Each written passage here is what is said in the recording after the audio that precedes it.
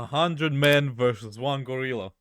I think that's one of the biggest things on the internet nowadays.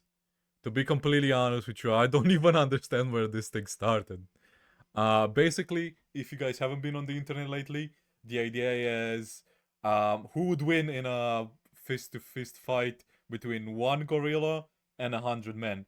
I think 99% of people are on the gorilla side, um, but at the same time, in my opinion, there's two cases. A gorilla is amazingly strong, 100%. But at the same time, it depends on who those 100 people are. Because if you're taking just normal random people that basically never fought in their life, maybe skinny people or overweight people or whatever, they're not gonna have a good chance against a gorilla, especially any kind of gorilla. But at the same time, if you put like the worst gorilla ever against 100 Mike Tysons, obviously who's gonna win. I think honestly, Mike Tyson probably maybe two or three, and I think he could have a good chance against the gorilla.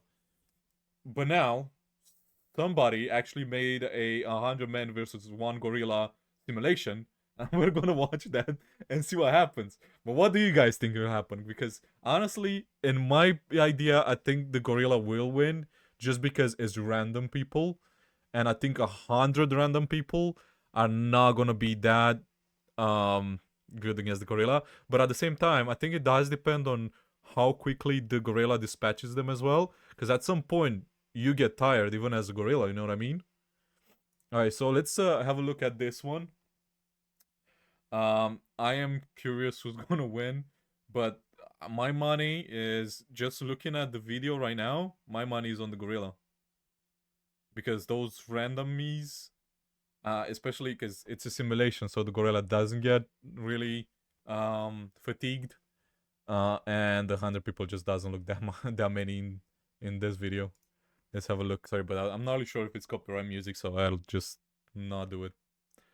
But you can see here the gorilla moves quick and people just don't do any damage, and I think that's kind of what will happen as well.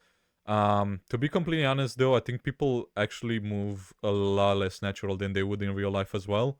So I think this is quite a good representation just because the factors actually equilibrate each other. The gorilla not being fatigued with people not moving like that. You know, there's certain things you gotta take in consideration, and I think those kind of match each other out. Yeah, here you go. 100 people. Why are they fighting each other now? Imagine if you're in a fight with 100 people versus one gorilla, somebody hits you, and instead of fighting the gorilla, you hit that person. Yep. The gorilla kind of dispatches them quite easily, to be honest. I mean, fair enough. I think 100 just random people, but at the same time, this gorilla is just relentless. Yeah, here you go. So, and this fight, the gorilla won, obviously.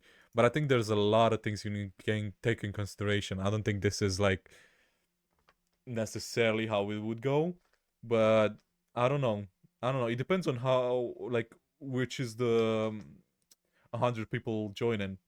Because, as I said, if it's just 100 dudes like this, just random dudes, yeah, 100%, I think the gorilla would win.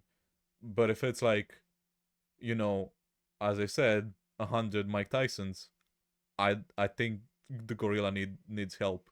You know what I mean? So I don't know. What do you guys think? Let me know.